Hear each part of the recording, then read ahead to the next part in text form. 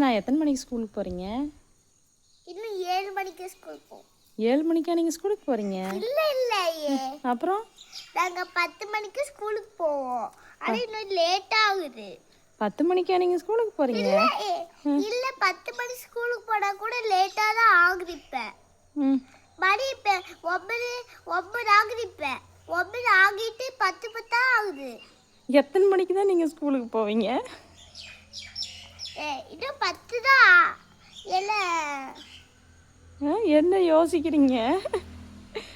என்ன டைமுக்கு ஸ்கூலுக்கு போகிறீங்கன்னே உங்களுக்கு தெரியல.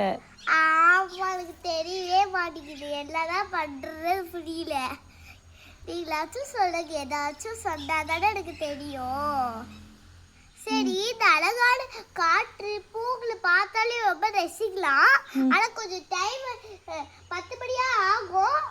பார்த்தீங்களா, நான் சொன்னதானே 7 மணி. உங்களுக்கே தெரிஞ்சு போயிடும். சரி, பாய் சொல்லுங்க.